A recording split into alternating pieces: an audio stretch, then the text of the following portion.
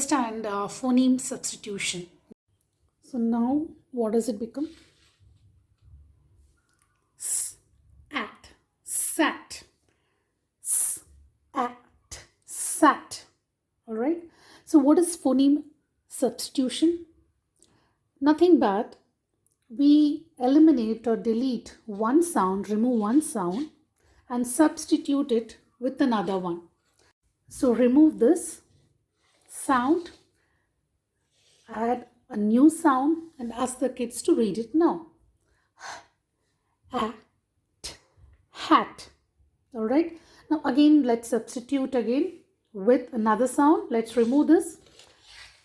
Bring another sound here. At, fat.